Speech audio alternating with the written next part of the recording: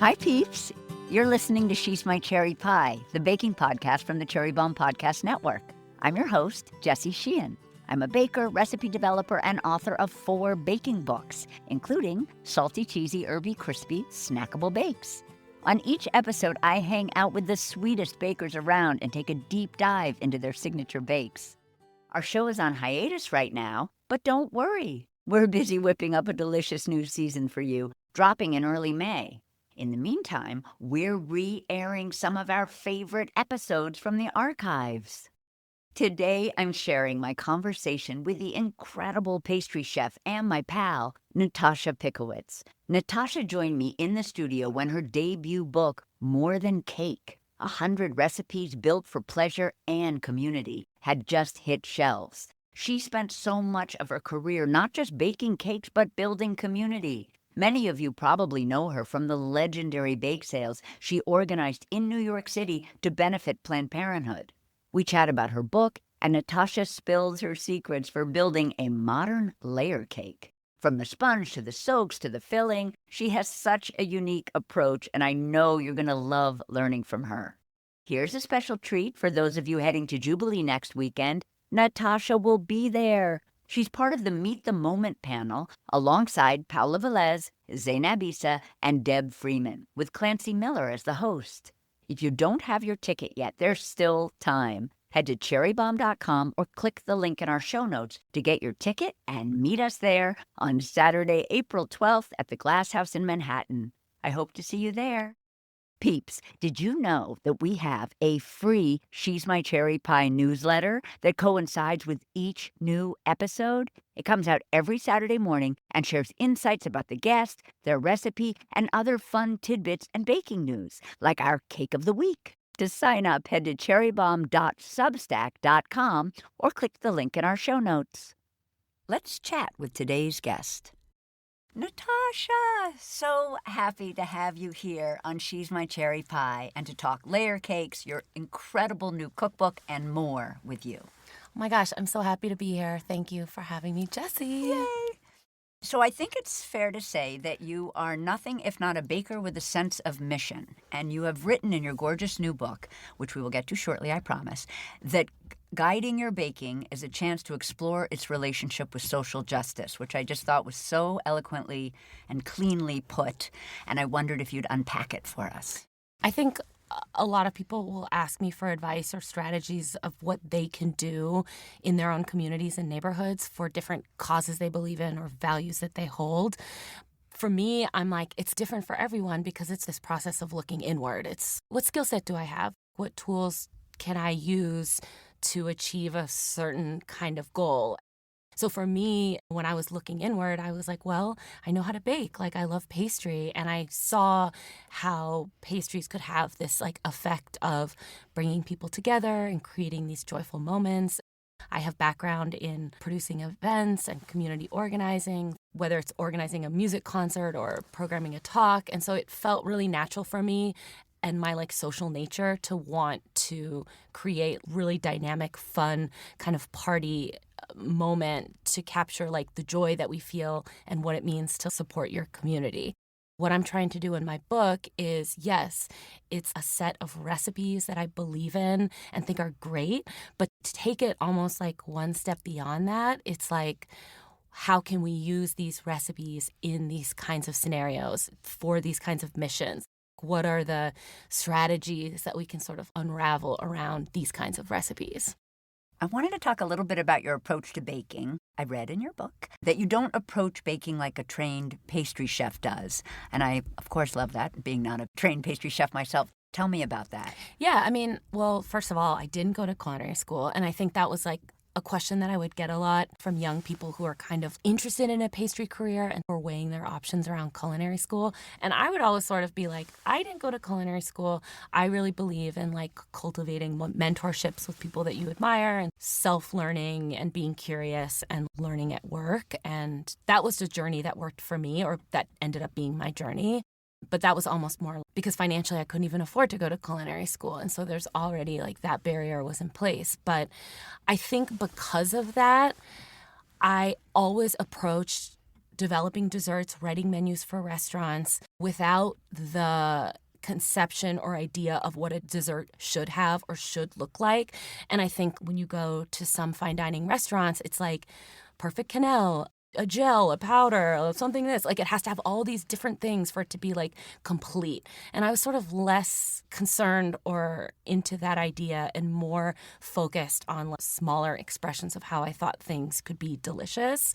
And so I think that what I first saw as maybe like a roadblock to becoming good at something, like becoming a chef, I think actually being on the outside of that actually helped me develop my own voice and what have become like signature flourishes for me today.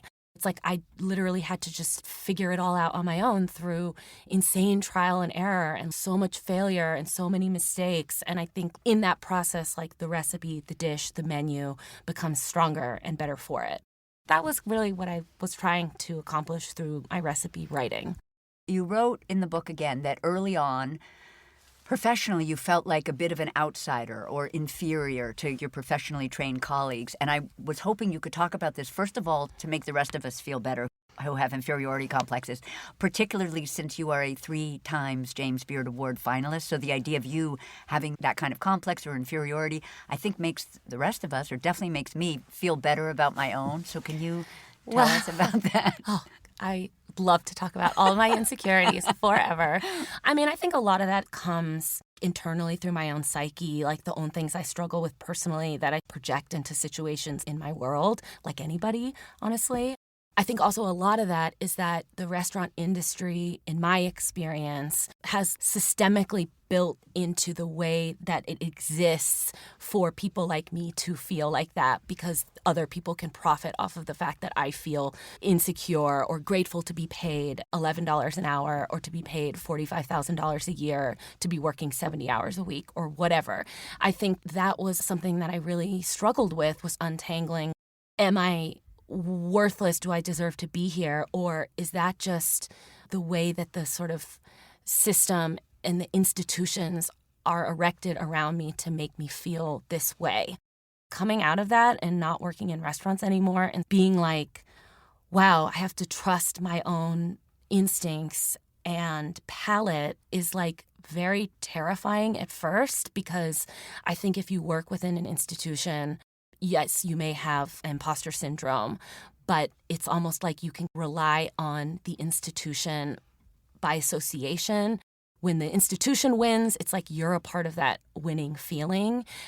And so breaking out of that is a very complicated thing, because I was like, well, how do I win on my own? How do I succeed on my own? Like, how do I know if anything I'm doing is good if there's not some man in charge that's telling me that I did a good job? And that was a really hard thing for me to untangle and make peace with and move on. And I think still struggle with, especially now that I have this book coming out. I'm like looking for that validation. Like, I'm hoping that people respond to it. So I'm dying to get into your book. But before I do, I think a lot of people know about them, but can you tell us a little bit about your Planned Parenthood bake sales and just your work in bake sales in general? Yeah, I mean, I have been producing bake sales since 2017. I'm not even sure how many that is. So the first 3 ones that I produced when I was the pastry chef at Ultra Paradiso were for the Planned Parenthood of Greater New York. And then obviously with the pandemic and everything, the production around these sort of like large kind of crowded events was obviously put on pause. And then I started doing that again and bringing that back in last year. And so I had a really big outdoor sale at the Cherry Lane Theater that was like kind of hosted with my best friend, Allison Leiby, who's a comedian, and she had just written this unbelievable show about her experiences with abortion, and it's so funny and moving and important. And so it made sense to team up with her. The bake sale was literally weeks after the news of the Roe v. Wade ruling was going to be overturned. And so it just felt so imperative that we were like creating a moment for people to come together like right away, because I think a lot of people were feeling like super scared and freaked out. And a lot of people were also looking towards New York for being like, okay, this is a state that provides abortion services. So what do I need to know about what's going on here? And so we partnered up with the Bridget Alliance, who actually work with in tandem with nonprofits like Planned Parenthood to get people in states where they can't get those services to places where they can, like a Planned Parenthood in New York City. Okay, finally, we can talk about More Than Cake, which is the title of your new dessert Bible. The recipes in the book are inspired, I think, by your love of art and music and literature and your Chinese and California heritage and family. The photographs are so beautiful. Talk a little bit about the process, because I feel like I'm following you via Instagram. You shot some of it here, but then you went to San Diego maybe and shot some of it. And Oh my was it gosh. like all over the place because of COVID or just personal choice? Or Great question. The thing is, without having written a cookbook before, I had no idea what was typical or how people do it. And also, I will say that when I signed my book contract, I think I barely had any understanding that the cookbook author is responsible for producing, financing, and directing the photo shoot. I was like, oh, okay, never done that before. So there was like a massive learning curve. But I think a lot of that process was really easy and fun for me because the team that I worked with was so professional, so dynamic, so incredibly efficient, like absolute joy to work with. On the artisan side as well as like on the creative photo side. So Nicole Harriott and Michael Graydon shot the book. And actually that came about through the bake sale, funnily enough, because I don't think anyone knows this, but before COVID, I was planning on having another bake sale at Altro spring of 2020. This was literally the end of February, so like weeks away from this nationwide global shutdown. They were in New York for work, and every year for the bake sale, I would always have photographers document the event because I believe in archives and I like having the records of things, and having photographs of the event is like so meaningful. And so they had agreed to shoot the bake sale. And I was so excited about working with them because I was a huge fan of their work that I saw in cookbooks and print, everything. And we had shot all of these photos, and then none of them ever got used for anything because the bake sale obviously never happened. But I was able to be like, I'm so sad we didn't work together, but I did sell this book. And could we work together if I hire you to shoot this book? And I was so blown away that they said yes, because they're like the best of the best. And it all worked out. And I was able to use the photos from the bake sale that didn't happen in my proposal to be like, these are the people I want to work with. Anyway, it was very much a process of working with my agent to understand how to budget a photo shoot, what to allot from my book advance to pay for it on a very limited budget. I'm not a rich person. And I very quickly realized I couldn't afford to shoot the book in a studio in New York. Something that felt tricky for me ended up being the best possible thing because my parents were supposed to go to Taiwan the fall that we shot the book. They offered the house for me to write the book in, so not for the photo shoot. But then I was like, well, what if we shot the book at my parents' house free? Everyone stays in the house, and it was like camp. Honestly, it was so fun. We did 2 shoots in San Diego. So we shot in the fall in September, and then we shot the following spring in March. And we all lived in a house together with my parents' cat Hummus in my childhood bedroom. Like, we shot in my mom's studio. And I think in beautiful California weather, in September, I had every ingredient available to me. So I got all the beautiful fruit, the still life tart in the book. That was what I got at the market. It was the figs and berries and stone fruit, and it was outrageous. I think also on like a deeper symbolic level for me, being able to shoot the book in the house that I grew up in, I think the book is full of really personal flourishes like that for me, where we're not in a studio that we have to populate with props. Emily Eisen, who did all of the props and a lot of the creative direction for all the photos, she would just hand me something that she found in the kitchen, and she'd be like, this is cool, let's use this. And I'm like, oh, I haven't thought about that object critically ever. I love this. I learned so much. It's crazy. That sounds amazing. Let's take a quick break, and we'll be right back. The latest issue of Cherry Bombe Magazine is all about love, and I think you're going to love the cover. It features Elona, Olivia, and Adriana Marr, the sister trio that has won everyone's hearts for their message of confidence and body positivity. The issue is full of joyful stories and recipes, and we know the world needs a little more love right now. So we hope you'll pick up a copy. Head to cherrybombe.com or click the link in our show notes, or visit your favorite bookstore or culinary shop to get an issue. Peeps, have you tuned into Radio Cherry Bombe? It's the flagship podcast from Cherry Bombe, hosted by founder Carrie Diamond. Every Monday, Carrie sits down with the most fascinating folks in food, drink, and hospitality, from icons to rising stars. Don't miss her conversations with Ina Garten, Alice Waters, Padma Lakshmi, the Bears, Liza Colon-Zayas, and so many more.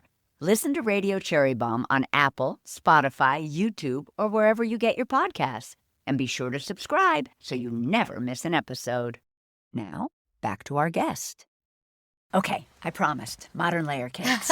It's an entire chapter in the book, Love, and you love modern layer cakes. And can you tell us how you would describe what a modern layer cake is? I mean, I can only really describe what a modern layer cake means to me and what my preference is. And so there's a whole chapter devoted to single layer cakes, your coffee cakes, your olive oil cakes, your carrot cakes, these cakes that sort of have a crumb that are packed with flavor and different textures and can stand on their own. So with this chapter, I wanted to think more about cake as just one element equally at play with other things.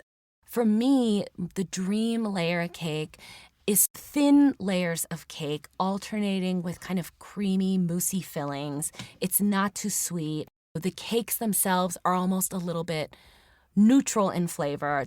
There's no butter cakes in any of my layer cake recipes because I personally like the super absorbent sponge cakes you see in like Korean layer cakes or like Chinese bakeries where maybe they're not leavened with anything except like eggs. So they have like more of an eggier flavor, but they're very absorbent and can take flavorful soaks. So instead of maybe an American style layer cake would be like a 2-inch thick round of cake that has butter in it, that's not soaked, that may be separated by frosting. Those are delicious, but that's not the kind of cake that I'm making here. The genesis for the whole approach for me was how I started making tiramisu, which again is a very moist dessert where you're soaking the cake with a layer of flavor. There's like kind of a rich mascarpone mousse in there somewhere. There's cocoa powder, whatever. It's boozy. I love a boozy cake. So I was really inspired by how I could translate how I was making tiramisu into layer cakes. And so the way that I really like to do it is a chiffon or genoise sponge that is really no thicker than a centimeter. And it seems fiddly, but I don't like dividing cakes in half crosswise and never get the layers even. So for me, my workaround is every single cake in this chapter is baked into a half-sheet baking tray. An 18 by 13 half-sheet size of sponge cake can yield you 3 rounds that are 8 inches wide that you can use, trace them out like it's a piece of construction paper, and use to layer into a delicious cake. I'm all about, like, layer cakes for me are all about building layers of flavor through these opposing textures and different flavors. If you have something like a vanilla sponge, you can infuse it with extra flavor, whether it's alcohol like mezcal or something rich and fatty like coconut milk, or maybe it's like a simple syrup that you're adding strawberries to, whatever. You kind of are building flavor inside of the cake through syrups. And then you're adding textural elements, whether it's a sticky jam, a creamy mousse. It seems complicated and fussy, but when you start to just think of it as just building blocks, projects that you can kind of check off your list, to me it feels like, okay, it's not as crazy as I thought. I agree. And reading it, just so you know, that's how it comes across. You don't feel overwhelmed by it. You kind of get like, oh, that's why I did this, or that's why I did that. And what I love about the chapter is you have your victorious layer cake triumphs. So 5 kind of recipes with all of the components there. But then you also have lists of all of your components. So I thought we'd go through them just so people understand what the components are. And then we're going to talk specifically about the passion fruit, coconut, and tequila amazing layer cake. So the layers, I love this. They need to be real thin, as you just mentioned. I love that you're not going into butter cakes. They're either oil-based, I think, or like in the case of the vanilla sponge, in the cake we're going to talk about, no fat at all except egg yolks, Yep. which I love. Totally. And part of my strategy is make the cake, you can throw it in the freezer if you want, and it will be delicious as it thaws. But I found in testing that butter-based cakes, when they get cold, even just in a refrigerator or frozen, that's when they really dry out because the butter, of course, gets solid again. Yep. And I love this, which I think some of us do anyway sometimes, but your cakes in this book, you put a soak on these layers. And we're going to talk a lot about the tequila and coconut one.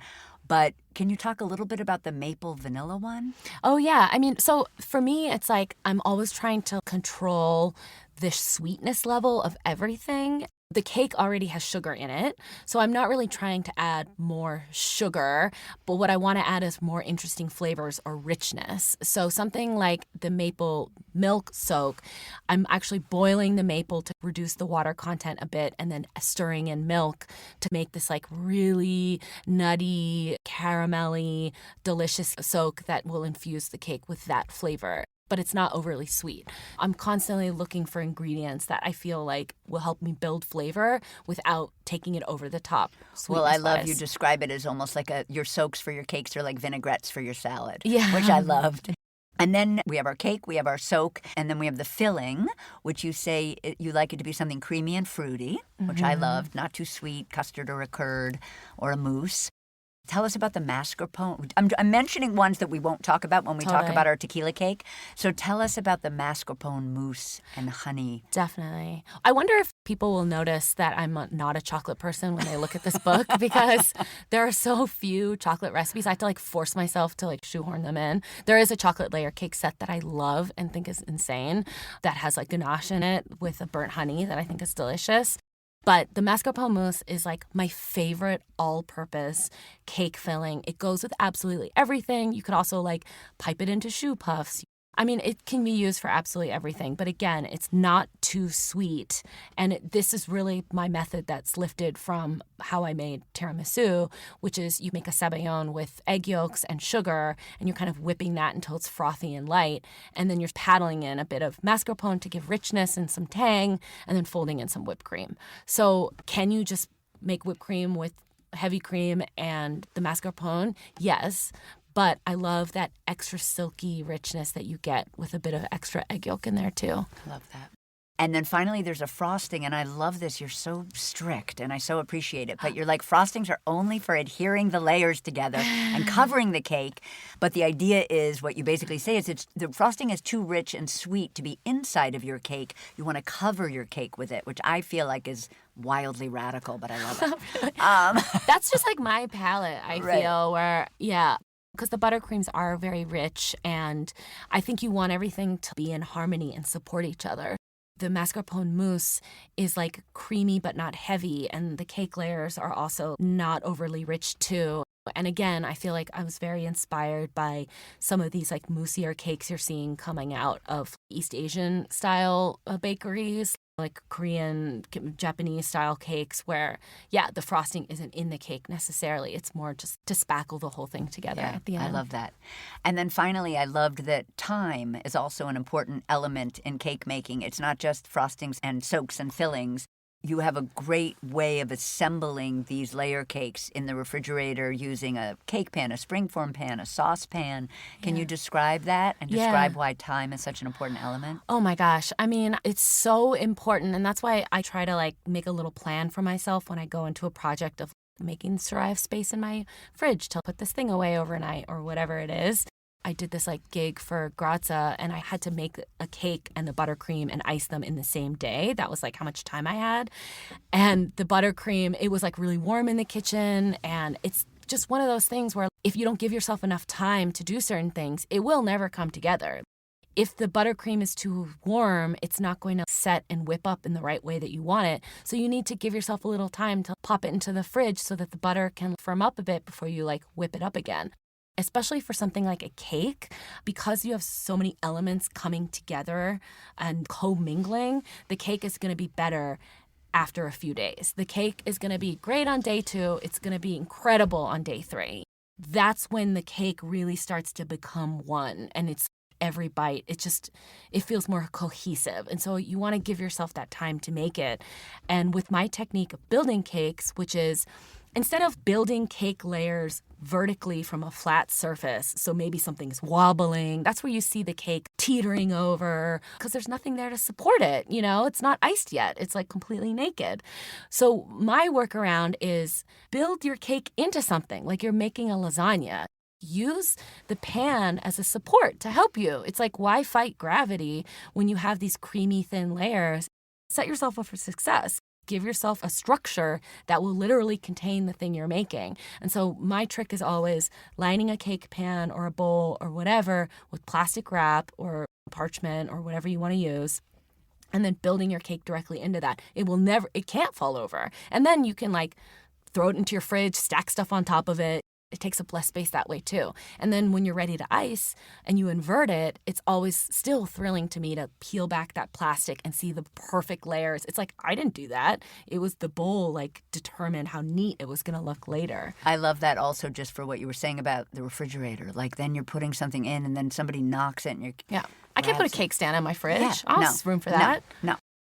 So passion fruit, coconut, and tequila layer cake. We're going to just talk about the ingredients and then how we assemble them. In this particular layer cake, it's this vanilla sponge that reminds you a little bit of Chinese bakery cakes, and it's really absorbent like a sponge. I loved this, so we're going to bake it in a half-sheet pan, as we discussed, this 18 by 13, basically what a regular cookie sheet is, what we're calling a half-sheet pan. And I love this that you don't grease the sheet pan, because you'll have a taller sponge if you don't, which I'm imagining is almost like angel food cake, the way you don't grease your tube pan, and that's what makes, because the cake grabs on exactly the same reason, except there's just yolks in it. Right. Yeah, exactly. Right. I love that. And no parchment paper?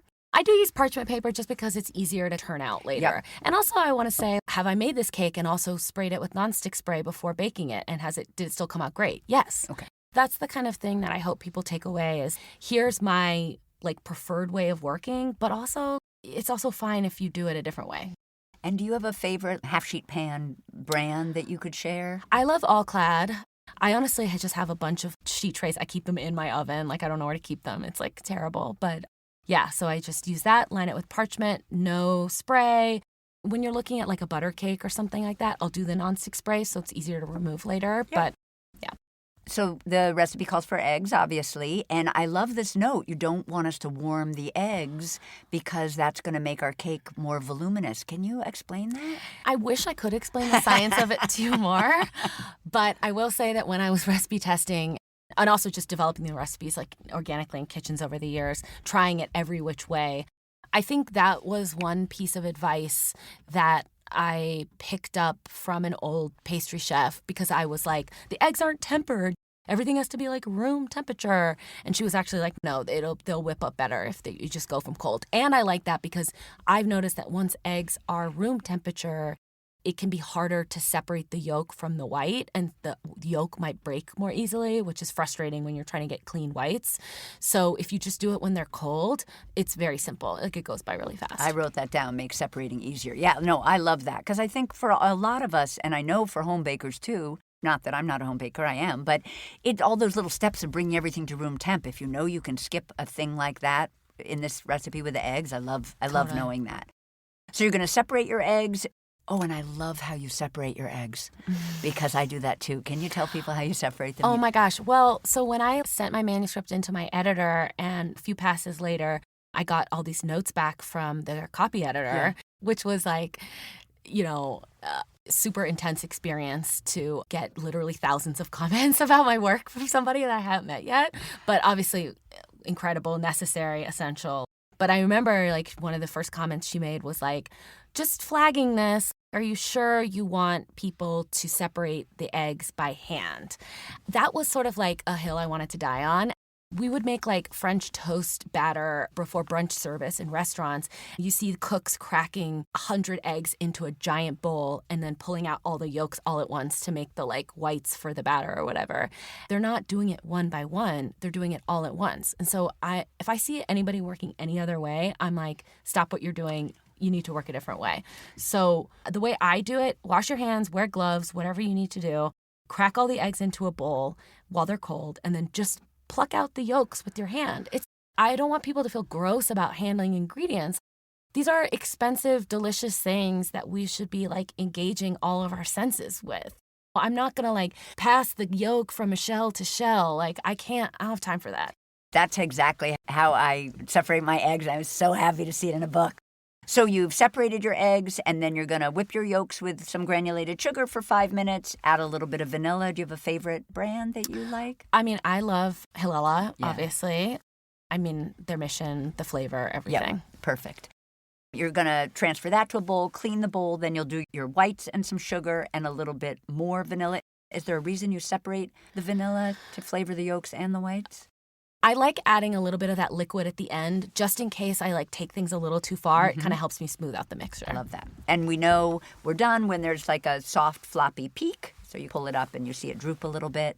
I love when you talk about the network of bubbles in meringue and how strong meringue is. People don't give meringue enough credit for its I learned that strength. from Claudia Fleming. I read that in one of her books where she was like, the number one thing people do is overbeat their whites. And it's actually people don't realize that if the whites look too soft, that they're going to be stronger in the oven when they rise. I love that. And I'm like, I trust Claudia. Yeah. Claudia for the win, always.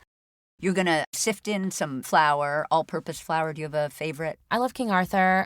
I've also tons of subs with this. The gluten-free flour mixes work with this recipe. Rice flour is delicious in this recipe. But yeah, I just use a AP. And then some kosher salt. Are you always using kosher? Always using Diamond. So you're sifting the flour and the salt into your yolks and incorporating.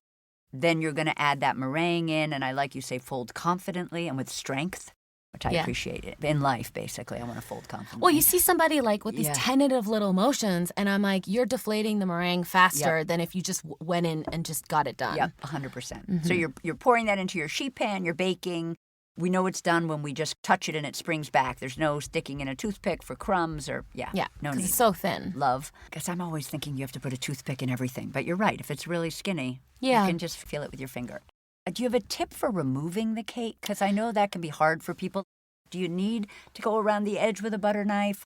I mean, another indicator of doneness with the cake is that the edges of the cake will slightly pull away from the sides of the pan.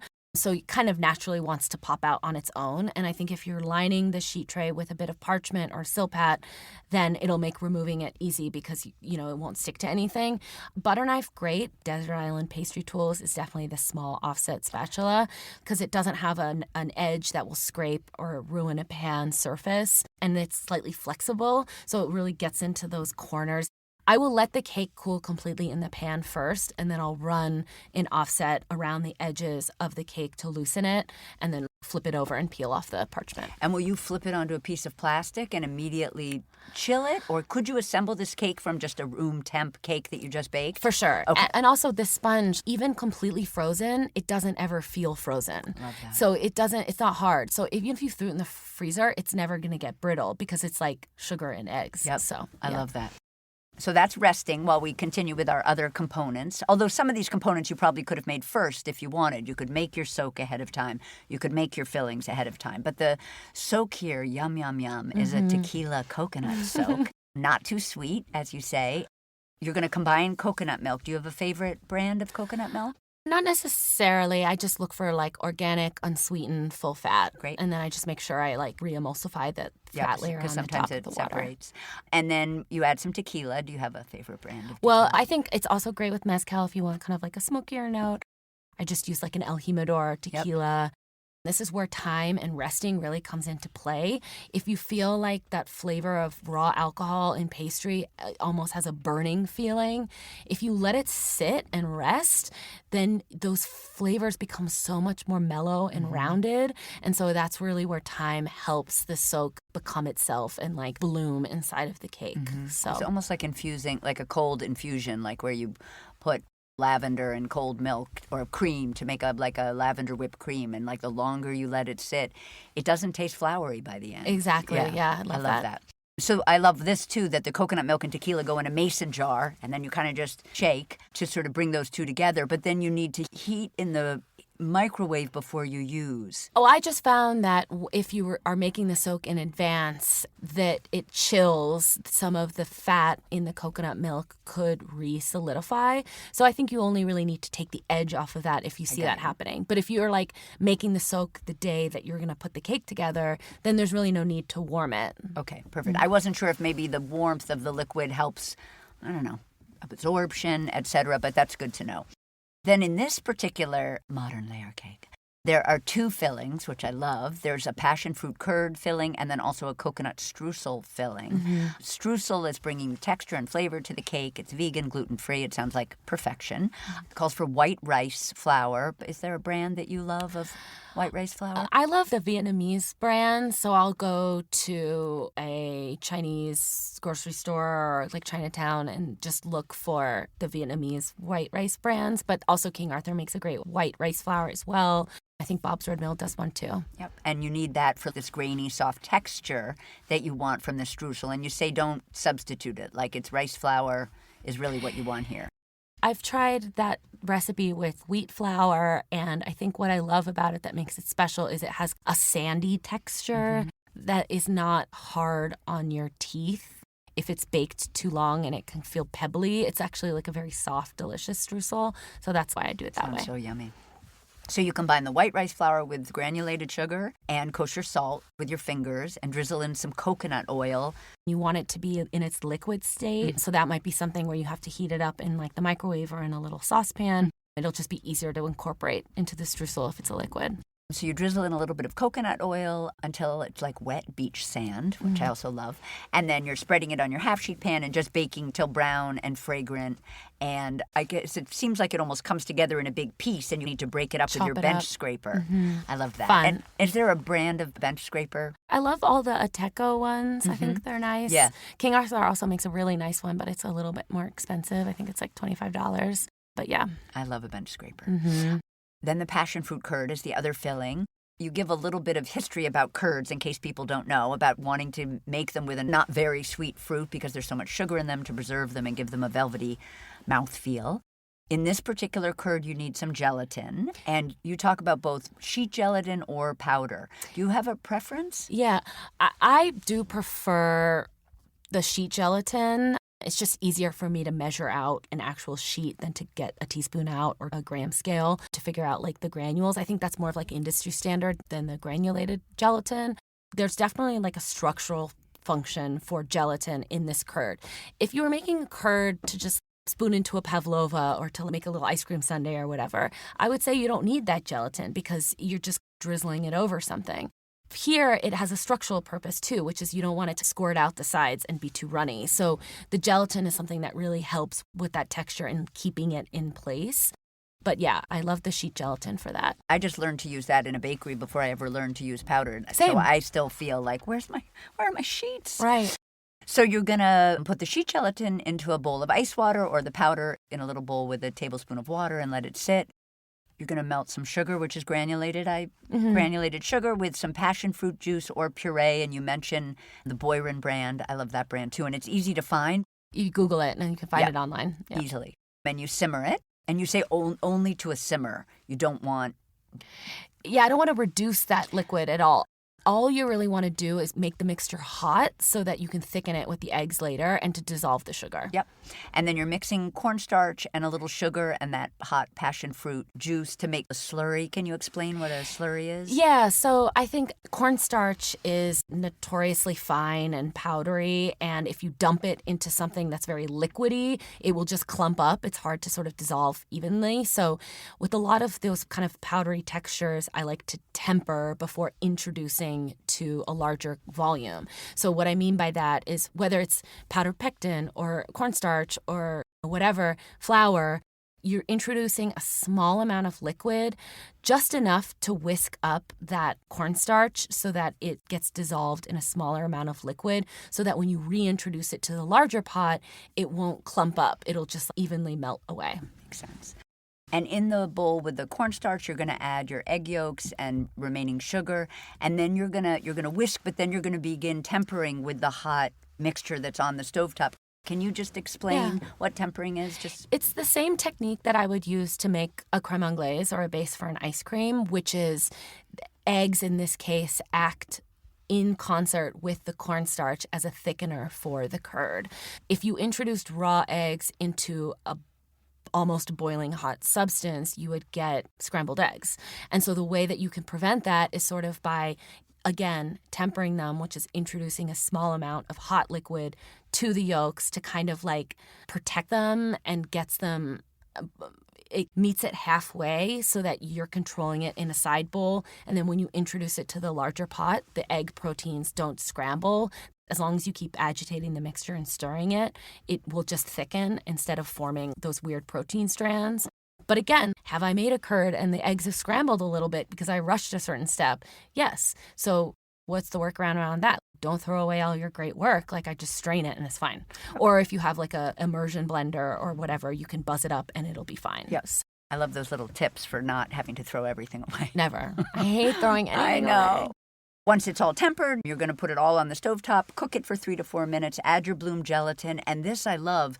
A lot of curds call for butter, but this one calls for olive oil, which I just thought was like the most delicious and easy and nice, flavorful way to add fat to this. Yeah, it definitely makes a very different tasting curd, obviously, but I love it's a different kind of body, it's a different kind of shine, and obviously the flavor is different too.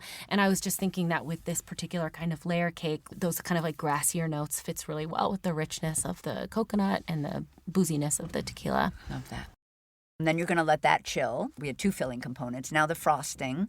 It's a vanilla bean Swiss buttercream, which you love for this cake because it's so easy to customize, which you're going to do here with a little bit of that curd, and not too sweet, which is like a refrain.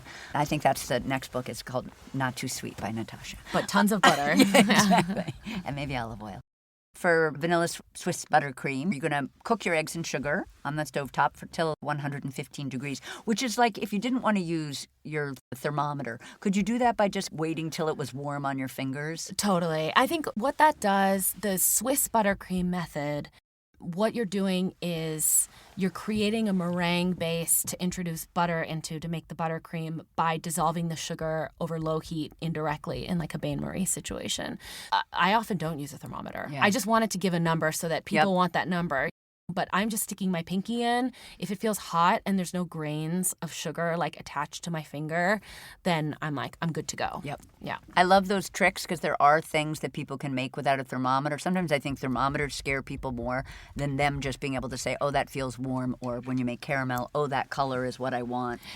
Exactly. I think that's a great point because I'm less about 30 minutes until it's done baking and more about how are we engaging our senses to inform us intuitively that something is done baking. Yep. So instead of being like, well, it's 30 minutes, it must be done, it's more like, well, yeah, what does it smell like, look like? Is it pulling away from the sides? Is the fork pulling cleanly? Yep. Whatever. Once it is warm to the touch with our pinky method, you're going to beat it in a stand mixer till cool, and you add a little bit of confectioner sugar, which I haven't seen. Is that for the cornstarch that's in the... What's this powdered sugar doing here? Mm-hmm. I love the texture that powdered sugar can give like a buttercream, which is almost like a matte kind of finish. Powdered sugar does have a little cornstarch in it, so it has that kind of like powdery matte finish, which I love that mouthfeel. But also I think it helps structurally with the buttercream too, because you're introducing so much butter at the end that I think it helps the buttercream be a little bit more supple so it doesn't feel too buttery like on your palate. I love that. I think that's a great trick. So we add a little bit of the powdered sugar, beat until glossy and stiff, add vanilla bean. Can you substitute extract? Definitely, yeah. I just love seeing the little flecks in the frosting. It's so pretty. So pretty. And I love that when you describe how you get the seeds out of the vanilla bean that you call it harvesting. Maybe everybody does, but I love that. Harvest your vanilla bean. So satisfying. And maybe just describe that for people in case they don't know how to get the seeds out. Yeah, so like the seeds or the caviar or whatever is actually inside the pod. So what I'll do is I'll take like a small serrated knife and run it down the length of the pod and sort of open it up like a book, flaying it, I guess. And then I'm pressing the two sides so that they're open. And you can always tell when a vanilla bean is really good because the outside will almost be greasy and it'll be really soft and fat. Whereas sometimes with cheaper vanilla beans, they feel desiccated and almost like bark. The whole process that goes into vanilla is like out of control. It takes years and years to cure a vanilla bean so that it's ready for us to use.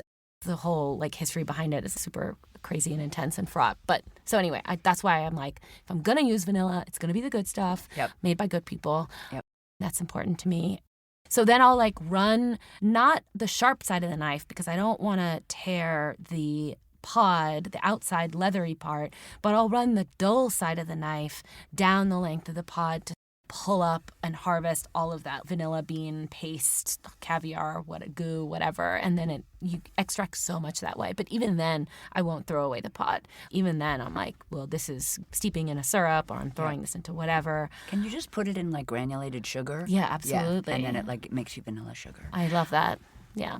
So we put our vanilla in, then we're going to add unsalted butter, softened unsalted butter over like 4 to 5 minutes. And you say it might break while you're first adding that butter, but just you keep going. And we're using a whisk attachment at this point. I didn't mention that this was a stand mixer. Or is it the paddle? I would do whisk all the way. Okay, perfect. Yeah, you just want to incorporate tons of air and volume, and that helps bring the temperature of the mixture down as well. Perfect. And then we're going to add our kosher salt, beat for 5 minutes, and add some of the passion fruit curd that we made. Yes. Some of it's in the filling, but some of it gets put in this frosting. I love what this curd does to buttercreams. It makes it so silky. The texture is out of control. It's this beautiful kind of pale yellow, but it just adds this amazing richness to it, and it makes it really easy and fun to frost, where you just get this really velvety, yummy, swoopy kind of thing. It's just fun. Now this is really fun. Now we're going to assemble this cake. You have to tell people how you get your 3 8-inch rounds from your half sheet pan, because it is amazing geometry, and I'm so impressed. But basically, we've baked up our cake in our half-sheet pan, so it's skinny, and it's 18 by 13 inches, and then you have this fabulous way of how to cut it into 3 rounds. And I just want to say, incredible photos in the book. Sometimes I'm more of a visual learner, and so I'm reading it, but you can look at the pictures and understand perfectly. 100%. And that was my editor, Judy's idea. She was like, I think we need a drawing here. And I was like, you're absolutely right. I'm anticipating that a lot of people are going to be like, can I just bake the whole cake batter in one cake pan and then divide it into thirds? And I'm like, well, first of all, I don't think the cake will bake as well, because the amount of batter that you're making, I don't think the cake will be as fluffy. I think the texture will be different. And second of all, I think you'll find that it's very hard and frustrating to slice 3 1-centimeter thick layers from one cake. Maybe there's a tool out there that will do it, like a cheese string or something. But for me, I'm like, give me an arts and crafts project where I'm tracing shapes onto something and cutting them out. I can do that. So I just trace an 8-inch round of like parchment or paper or whatever. The dimensions of the cake are such that you really can use every single piece. If you trace out a circle in the bottom left-hand corner and the top right-hand corner, then you're sort of left. That's 2 perfect circles. Great, done, set them aside. How do you get the third inside circle? And I always use this like Frankenstein layer as my middle layer, because then I have the 2 nice layers on the outside, which makes icing it later really easy. Also, I want to say that, like, I know Christina Tosi has detailed this technique before with how she does layer cakes. Like this, I think this is something that a lot of chefs who are thinking about ingenuity in kitchens, like reducing amount of waste, to incorporate with their layer cake building. So once you trace out 2 round cake circles from the opposite corners of the half sheet tray, you're left with sort of these like little scrap areas. Little crescents or like little half moons. So from there, I'm tracing out 2 little half circles and then using this like bar in the middle to kind of cobble together that middle layer that's made out of actually 3 scraps of cake. But the way that the cake rests and soaks and chills, you cannot even tell once you slice into this thing. It will just look spectacular. No one will be like, this isn't a full, so I'm all about, like, it's fun to, like, patch it together and use every single piece of the cake from, like, one half sheet. I love it. And if it sounds confusing, which it doesn't, because Natasha explained it beautifully, it also is really well laid out for you in the book, which I loved. I love the idea you cut out your parchment round so you know exactly your 8-inch shapes, but you suggest like a little paring knife. Do you at home have a huge cutout that you use, or do you end up, like, could someone buy that? Does that exist? Almost like a huge metal cookie cutter that was 8 inches wide. Oh, you totally can. Yeah, I mean, a ring mold or a big cookie cutter. Yeah, that would be amazing. I thought that sounded kind of cool. I was like, ooh, cutouts. Yeah, definitely. We've lined, let's say, a large 3-inch high cake pan with plastic wrap. We're going to put one of our 8-inch rounds in the bottom. Natasha said we'll save that Frankenstein one for the middle, but the bottom, which will be the top of the cake, is just that perfect 8-inch round. And here you have us make a little bit of whipped cream for this recipe, and I wondered about why we needed that, and I know you're not flavoring it. I mean, the curd is super flavorful, but it is rich, so I like having a little bit of whipped cream in there, too, to sort of give you that kind of creamsicle, like milky, creamy, and also like tangy element inside the cake as well. So, Love that. Yeah. So you whip up a little bit of cream till stiff peaks, then you're going to dab about a 1/4 cup of that soak that we made, the coconut tequila soak. The verb you use is dab, which I love, but are you brushing? What's your... Yeah, I'll put a pastry brush in the soak and let it soak travel the bristles. And then this cake is so absorbent, like a sponge. If you just make contact the brush to the cake, it just transfers the liquid over. Yeah. So there's no need to agitate the surface of the cake, which might bring up crumbs or anything. You can really just like dib and dab it on I love or it. whatever. Yeah. I love that. So we're dabbing our soak, and then we're spreading 2/3 cup of the straight up curd, and then a 1/4 cup of the streusel. So there's lots of texture and flavor here, which is incredible. Then you're spooning half of that whipped cream. That's going on top. I love this. You have a technique for applying the whipped cream so it doesn't agitate the streusel, which is, again, like spoonfuls? Yeah, so I'll scatter spoonfuls across the surface. So instead of smearing one amount all the way to the sides of the edges of the cake, I'm sort of dispersing it evenly, and then I'm just pressing down so that the layers don't mix and it's discrete layers. But again, like if they mix and swirl together a little bit, then that's great. I just do that because I love seeing that neat look when you cut it, and you can see the whip, the streusel, the curd, the cake layer. Yeah. Then you add your kind of Frankenstein layer. Because of how you're setting up the cake, you have lots of room to push those pieces around, get them to look as round and perfect as possible. More soak, more curd, more streusel, more whipped cream, your final layer. And then you're going to rest. You like to rest this cake in the fridge for like 8 hours? At least, I think, because like you'll really start to see that the curd will set back up with activate the gelatin, that the whipped cream will be firm, the cake will be chilled and more structured with the added soak.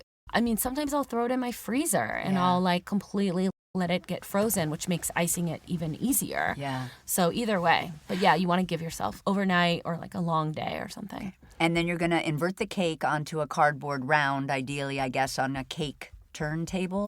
If you want a cardboard round, which is like what industry folks will do if they're making multiple cakes and like need to move them around. But if you're also just making a cake for a dinner party at your home the next day, you can just invert it directly onto a platter or a cutting board and just whatever you want to present it on. Perfect. I mean, a turntable is great for decorating. If you don't have one, do you have any suggestions, or do you just... Yeah.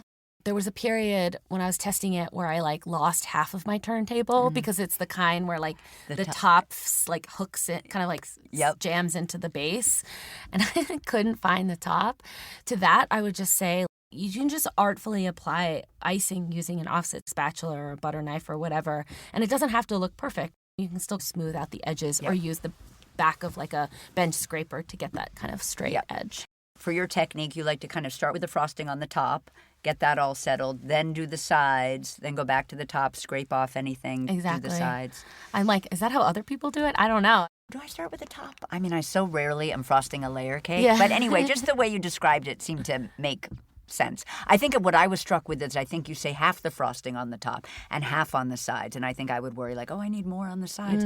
But so much of it comes off the top that gets spread on the sides. That's actually a nice way in your head to figure out how much frosting to use. Obviously, the frosting should be room temperature when you're doing this. Then we get to a very Natasha part, which is decorating. Yes. This particular cake you like to decorate with petals like tulips and roses and pansies. Is this a really dumb question? Can you eat those? I think it depends. I mean, it depends. You actually can eat tulips. Don't decorate with anything toxic that's not edible. But also it's like how you're sourcing the things too. Yeah. So if you're buying roses from a bodega, like those will be sprayed with pesticides and grown for decorative purposes, not for eating. But if you go to a specialty store or like an Eataly or Whole Foods, like they'll have edible flowers in the produce section. And then you know that those are like organic or not sprayed with pesticides, safe to eat. And of course, if you grow your own flowers, like I do in my backyard, then I know that they're also safe to eat. I also love this. You say the decorating should be effortless, like a vase of flowers dumping over onto your buttercream. And I just thought that was such a obviously not all the water splashing on your cake, but I loved the idea of just the natural fall of the flower. Yeah, I think that was just coming from, as I was like trying to develop my like aesthetic and approach to decorating cakes, which is something that I feel like is very intrinsic to me and how I think about pastry. I found that the more I would fuss over something, the less satisfied I would be with how it looked. Like I would try to make a perfect looking thing and arranging all the flowers and making it look a certain way. And I would never like it as much as when I just did something simple. Yeah. And just kept it simple and loose and kind of like free and sort of organic looking. So true in life. Like the less you do sometimes, the more impact. Yes. Yeah. Just not being too studied or fussy. Yeah. And I loved that. Well, I just want to say thank you so much, Natasha, for chatting with me today. And I just wanted to tell you that you are my cherry pie. Thank you so much. This was so much fun. That's it for today's show. Don't forget to follow She's My Cherry Pie on Apple Podcasts, Spotify, or wherever you listen. And tell your pals about us. You can find today's recipe at cherrybombe.com. She's My Cherry Pie is a production of the Cherry Bombe Podcast Network. Our producers are Carrie Diamond, Catherine Baker, and Jenna Sadu. Thank you so much for listening to She's My Cherry Pie, and happy baking!